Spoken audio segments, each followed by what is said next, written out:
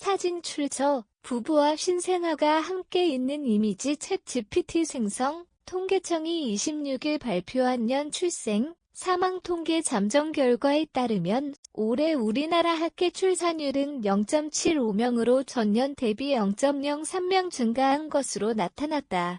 이는 지속적으로 하락하던 출산율이 반등의 조짐을 보인다는 점에서 주목할 만하다. 육아 지원 정책 효과 본격화. 전문가들은 정부와 지자체의 적극적인 육아 지원 정책이 이번 출산율 상승에 일정 부분 영향을 미친 것으로 분석하고 있다. 최근 정부는 출산장려금 확대, 부모급여 도입, 어린이집 지원 강화 등 다양한 정책을 펼쳐왔다. 특히 육아휴직 급여 인상과 맞벌이 가정을 위한 돌봄 서비스 확충이 부모들에게 실질적인 도움을 주고 있다는 평가다. 통계청 관계자는 출산율 상승의 주요 원인은 다각적으로 분석해야 하지만 정부의 육아 지원 정책이 출산을 고려하는 가정에 긍정적인 영향을 준 것은 분명하다고 밝혔다. 지역별 출산율 격차. 세종, 전남, 선두 지역별로 보면 세종과 전라남도가 1.03명으로 전국에서 가장 높은 출산율을 기록했다.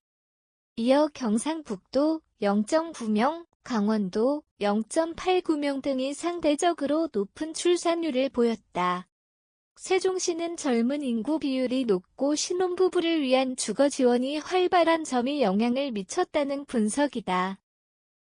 전남 역시 지역 특성상 다자녀 가구가 많고 출산 및 육아 지원 정책이 적극적으로 시행된 점이 반영된 것으로 보인다.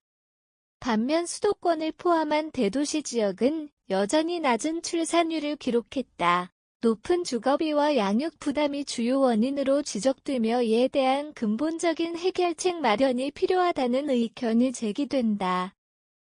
이번 출산율 반등은 긍정적인 신호로 볼 수 있지만 여전히 OECD 국가 중 최저 수준이라는 점에서 근본적인 해결책이 필요하다는 지적이 나온다. 전문가들은 일시적인 지원금보다 지속 가능한 양육 환경 조성이 중요하다며 1. 가정 양립 지원, 보육 서비스 확대, 주거 안정화 등의 종합적인 정책이 뒷받침돼야 한다고 조언했다. 정부는 앞으로도 지속적인 출산 장려 정책을 추진하며 출산율 상승을 위한 방안을 모색할 계획이다. 향후 정책의 효과가 본격적으로 나타날지 장기적인 출산율 반등으로 이어질지는 지속적인 모니터링이 필요할 것으로 보인다.